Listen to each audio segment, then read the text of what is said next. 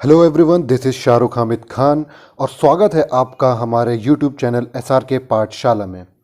और आज जो मैं वीडियो लेकर आया हूँ वो है क्लास 9th का चैप्टर नंबर 2 हिस्ट्री का, socialism in Europe and the Russian revolution. तो चैप्टर काफ़ी लंबा है, इसलिए हमने इसे कई पार्ट्स में डिवाइड किया है। तो ये आपका फर्स्ट पार्ट रहेगा।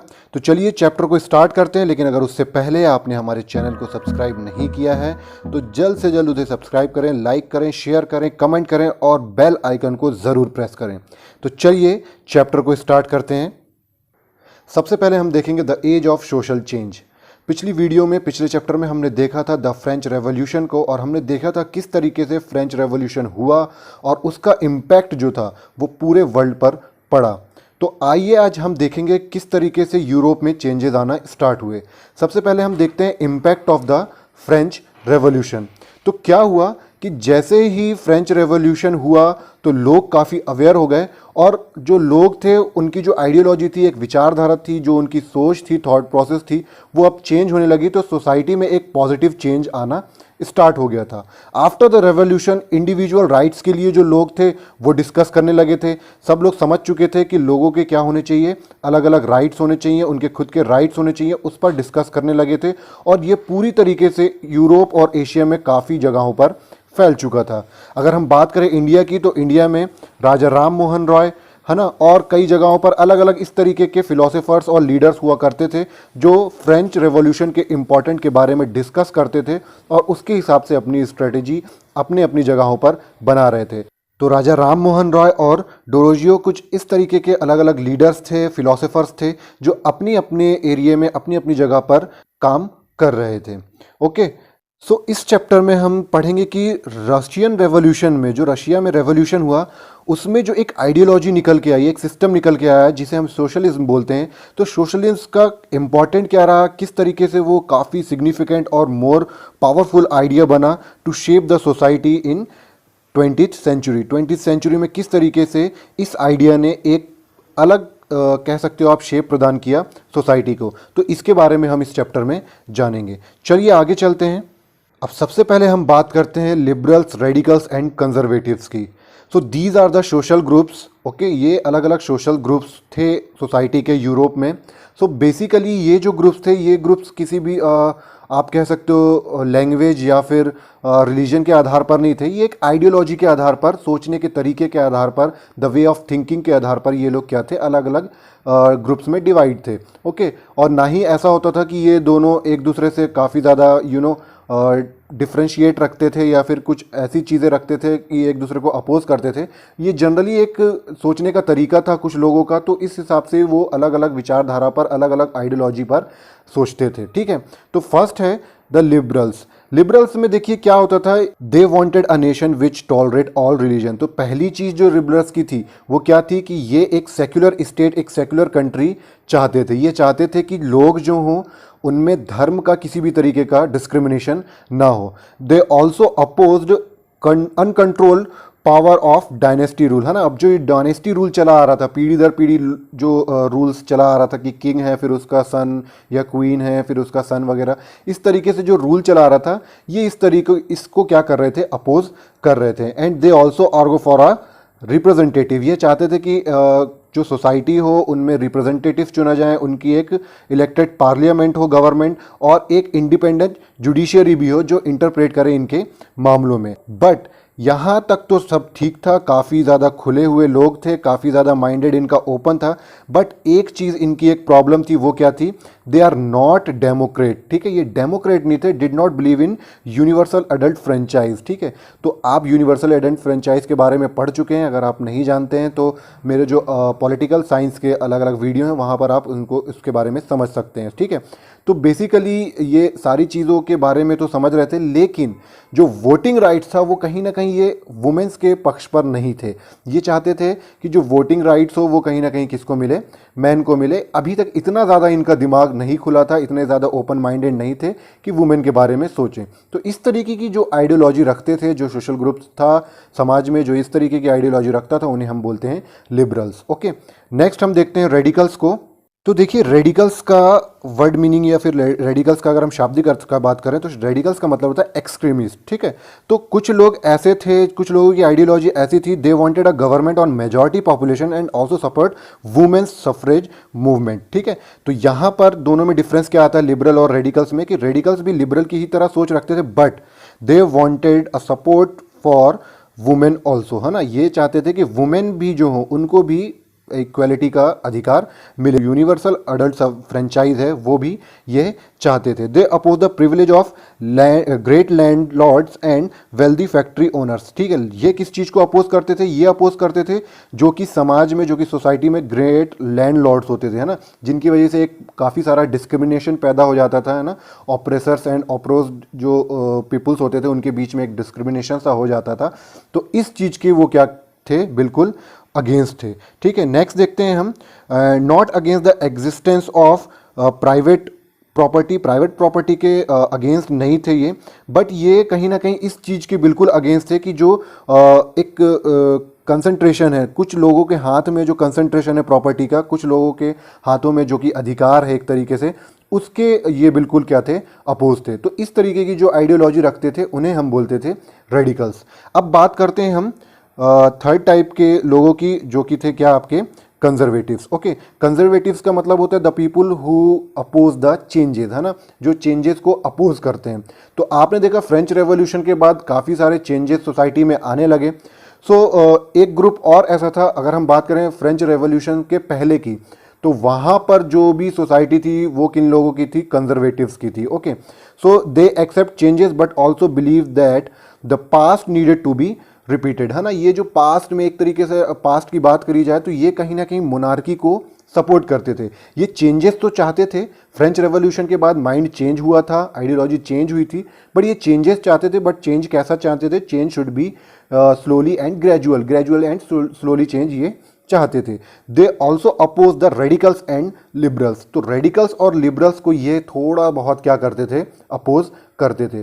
तो इस तरीके से हम कह सकते हैं कि यूरोप में आफ्टर द फ्रेंच रेवोल्यूशन कुछ चेंजेस आना स्टार्ट हो गए, लोग अपने इंडिविजुअल राइट्स की बात करने लगे, बट जो आइडियोलॉजीज थी समाज में लोगों की, अलग अलग लोगों की, तो इस तरीके से कुछ लोग जो थे वो आइडियोलॉजी के हिसाब से समाज में बटे हुए थे। जबकि हम बात करें अगर फ्रेंच रेवोल्यूशन की, तो फ्रेंच रेवोल्यूशन के दौरान आपने देखा था कि जो सोसाइटी थी वो अलग अलग स्टेट्स में डिवाइड थी, 3 स्टेट्स में बेसिकली डिवाइड थी। तो वो स्टेट्स कौन से थे ये आप मेरे को कमेंट में ज़रूर बताइएगा। चलिए हम आगे चलते हैं। तो देखिए यूरोप में कहीं ना कहीं जो चेंजेस हो रहे थे, अभी जो हमने चेंजेस की बातें करी, है ना, चेंजेस के बारे में पढ़ा और लिबरल और अलग अलग जो भी रेडिकल्स एंड कंजर्वेटिव्स के बारे में पढ़ा, they belong to the political change. लेकिन यहाँ पर एक और पैरेलली चेंज आ रहा था, एक और पैरेलली रेवोल्यूशन चल रहा था, जो कि था इंडस्ट्रियल रेवोल्यूशन। तो उसके बारे में हम जानते हैं। हम पढ़ेंगे अब industry, society and the social change. तो यहाँ पर क्या हो रहा था, पूरे वर्ल्ड की अगर हम बात करें तो it is the time for the change of social and economic. Okay, तो इकोनॉमिकली और सोशली जो भी चेंजेस थे वो भी आना स्टार्ट हो गए थे। तो क्या हो रहा था, अलग अलग जगहों पर, अलग अलग सिटीज़ में क्या हो रहा था कि इंडस्ट्रीज़ डेवलप हो रही थी, ठीक है। इंडस्ट्रियलाइजेशन जो था वो बढ़ रहा था। तो जब भी क्या होता है, कहीं भी अगर इंडस्ट्री डेवलप होती है, फैक्ट्रीज डेवलप होती हैं, तो उसके आसपास क्या होती हैं, न्यू न्यू सिटीज़ जो होती हैं वो डेवलप होना स्टार्ट हो जाती हैं।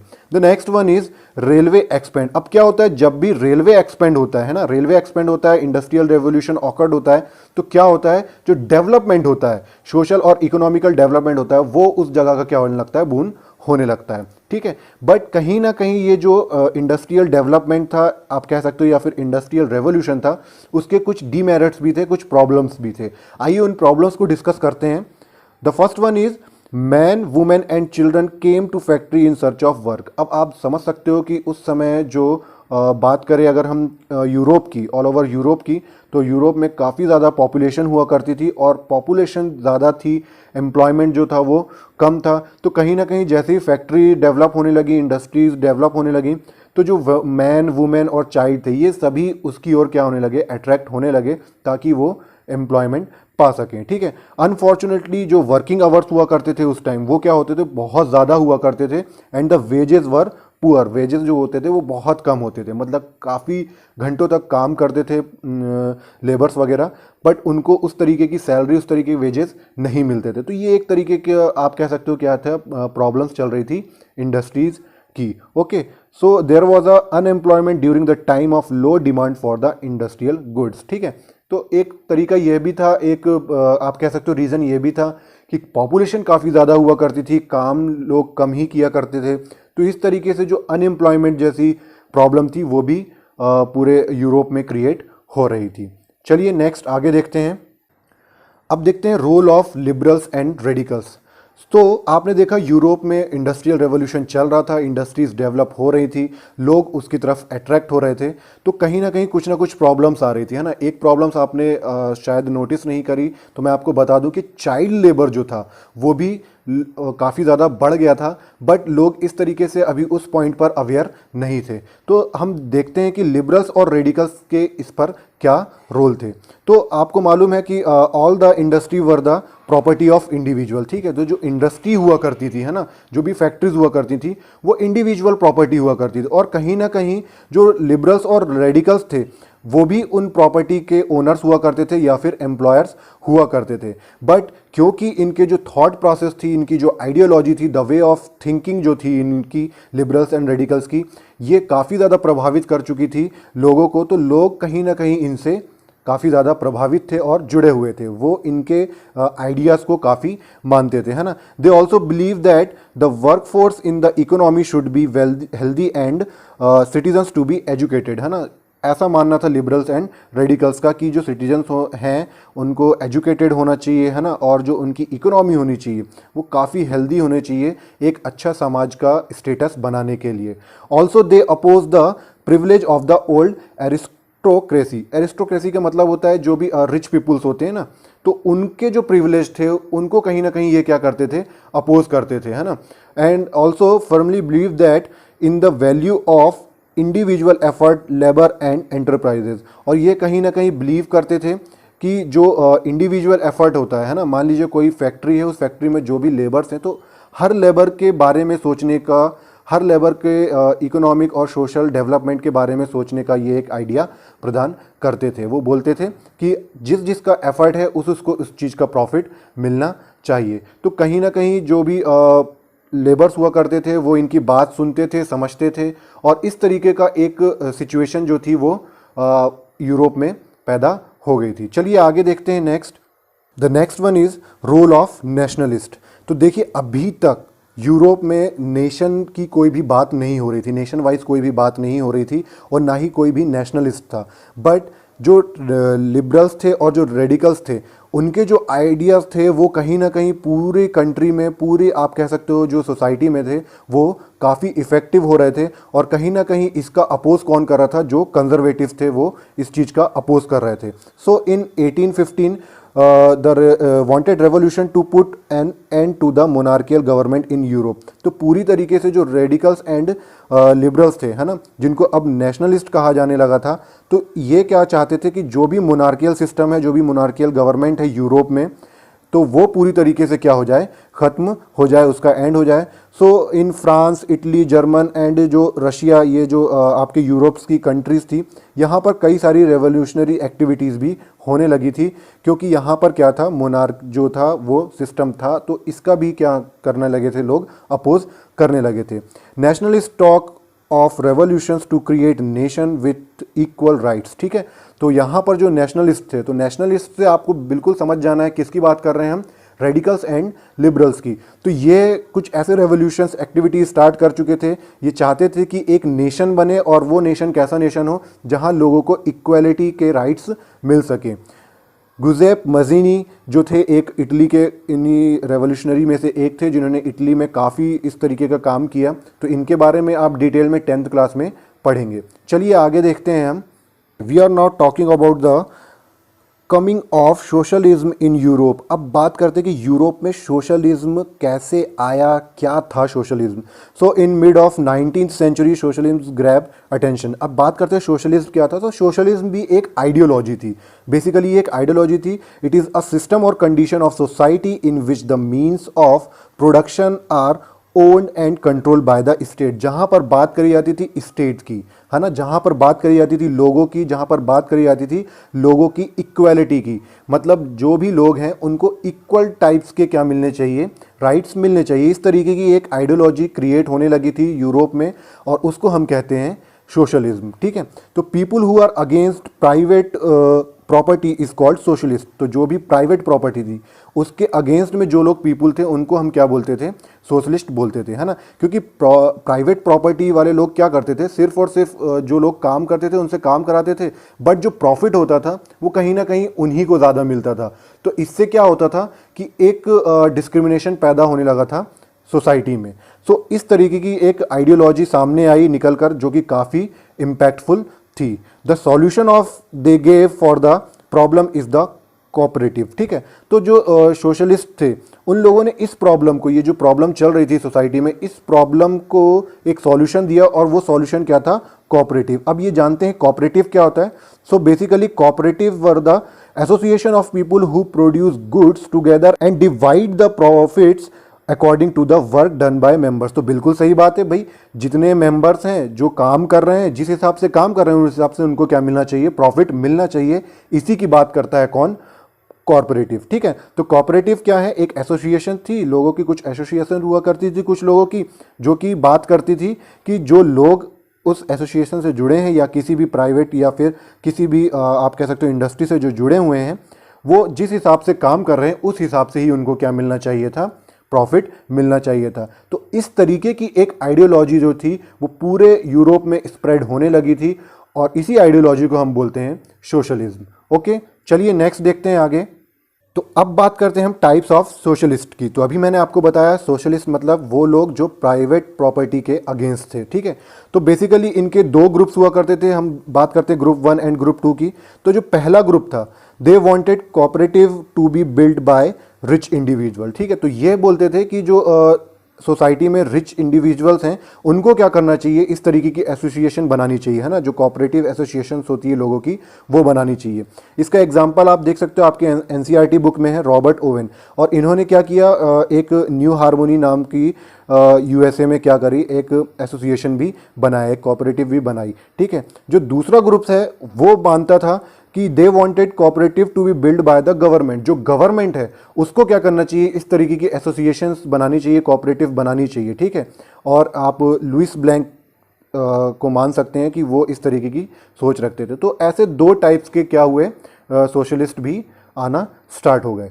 ठीक है, नेक्स्ट देखते हैं हम। अब बात करते हैं हम एक नई आइडियोलॉजी का जिसका नाम है कम्युनिज्म। देखिए, कम्युनिज्म बेसिकली सोशलिज्म जैसा ही है, बट एक तरीके से आप कह सकते हो थोड़ा सा सोशलिज्म का एडवांस वर्जन आप इसको कह सकते हो। ओके, सो बात करें अगर हम कम्युनिज्म की, तो Karl Marx and Friedrich Engel, इन दोनों ने एक नया आइडिया जो था वो इंट्रोड्यूस किया जिसका नाम दिया गया कम्युनिज्म। तो कम्युनिज्म आखिर किस बेसिस पर बात करता था वो हम बात करते हैं। So according to Karl Marx, industrial society was capitalist who own the capital invest in factory. ठीक है, तो इनका मानना था कि जो इंडस्ट्रियल सोसाइटी है वो क्या है, कैपिटलिस्ट है। कैपिटलिस्ट वर्ड कैपिटल से बना है और कैपिटल का मतलब होता है मनी। ठीक है, तो इनका कहना था कि इंडस्ट्रियल सोसाइटी जो है वो क्या है, कैपिटलिस्ट है। वो जो कैपिटल, जो मनी उन लोगों में लगाते हैं, फ़ायदा सिर्फ उन्हीं लोगों को मिलता है। जबकि इनका मानना था कि profit of the capitalist was produce by worker. जबकि जो प्रॉफिट प्रोड्यूस करने का काम करते हैं वो कौन करते हैं, वर्कर करते हैं, बट उनको तो प्रॉफिट मिलता ही नहीं है। इसी तरीके की आइडियोलॉजी पर जो था बल दिया किसने, Karl Marx and Friedrich Engels ने। Worker had to overthrow capitalism and the rule of private property. ठीक है, तो वर्कर्स को भी एक तरीके से उनके जो राइट्स थे, एक तरीके से उनको जो प्रॉफिट मिलना चाहिए वो प्रॉफिट उनको नहीं मिलता था। और इस तरीके की एक नई आइडियोलॉजी जनरेट करी Karl Marx and Friedrich Engel ने, जिसके द्वारा यह बनाया गया कि जो सोसाइटी में वर्कर्स हैं है ना, उनको भी क्या मिलना चाहिए, बराबर का प्रॉफिट मिलना चाहिए। और इस तरीके की प्रॉब्लम को सॉल्व करने के लिए उन्होंने एक नया सॉल्यूशन दिया, और वो सॉल्यूशन क्या था, अ कम्युनिस्ट सोसाइटी। तो इनका मानना था कि जो सोसाइटी में एक कम्युनिस्ट सोसाइटी होनी चाहिए, उसका डेवलपमेंट होना चाहिए, जो कि एक नेचुरल सोसाइटी होगी आने वाले फ्यूचर में। मतलब आप समझ सकते हैं कि इतने पहले ही कार्ल मार्क्स ने बता दिया था कि कम्युनिस्ट सोसाइटी जो होगी वो डेवलप हो जाएगी, ठीक है। और आज की डेट में अगर हम बात करें तो यही होता है। उनका सीधा सा फंडा था कि मान लीजिए क्या है कि एक कंपनी है, और उस कंपनी में जो लोग काम कर रहे हैं ना, कुछ लोग हैं वो क्या करें, अपने जितने लोग हैं वो लोग इन्वेस्ट करें, इन्वेस्ट कर कर काम करें, काम कर कर जो भी प्रॉफिट हो वो आपस में क्या कर लें, डिवाइड कर लें। तो इस तरीके की जो भी सोच रखते थे उनको क्या बोलते थे हम, कम्युनिज्म या फिर कम्युनिस्ट बोलते थे, ठीक है। चलिए आगे बात करते हैं हम। अब देखते हैं सपोर्ट फॉर सोशलिज्म, सोशलिज्म का किस तरीके से सपोर्ट होने लगा। तो इन 1870 में जो सोशलिस्ट थे उनका जो आइडिया था वो पूरे ही यूरोप में क्या होने लगा, स्प्रेड होने लगा, क्योंकि काफ़ी अच्छा आइडिया था एक तरीके से। They form an international body namely the second international. यहाँ तक कि जो सोशलिस्ट थे उन लोगों ने क्या किया, एक इंटरनेशनल बॉडी क्रिएट कर ली, फॉर्म कर ली, जिसको हम नाम देते हैं क्या, द सेकेंड इंटरनेशनल। और कई सारे एसोसिएशन भी फॉर्म हो रहे थे, जिसमें जर्मनी, इंग्लैंड वगैरह में, जो कि फाइट कर रहे थे for the better living and working condition, ठीक है। जो लिविंग कंडीशन थी और जो वर्किंग कंडीशन थी लोगों की, मेनली जो लेबर्स थे, उनके लिए फाइट करने वाले कई सारे एसोसिएशन जो थे वो भी क्या होने लगे थे, फॉर्म होने लगे थे। Set up funds to help member in time of distress, ठीक है। तो कई सारे फंड्स जैसी चीज़ें, है ना, आप समझते हो फंड का मतलब क्या होता है। तो फंड जैसी जो भी एक इकोनॉमिकल आप कह सकते हो, उनको सपोर्ट देने के लिए, मेंबर्स को सपोर्ट देने के लिए भी चीज़ें अब क्या होने लगी थी, डेवलप होने लगी थी। And also demanded reduction of working hour and the right to vote. और ये बहुत इंपॉर्टेंट चीज़ था, हमने देखा था कि जो वर्किंग आवर थे वो काफ़ी ज़्यादा थे और जो वेजेस थे वो काफ़ी कम थे। तो इस चीज़ की भी डिमांड अब लोग रखने लगे थे कि जो वर्किंग आवर्स होने चाहिए वो क्या होने चाहिए, कम होने चाहिए, और जो सैलरी होनी चाहिए वो वर्किंग आवर्स के हिसाब से या फिर काम के हिसाब से ही होनी चाहिए, ठीक है। चलिए नेक्स्ट देखते हैं हम आगे।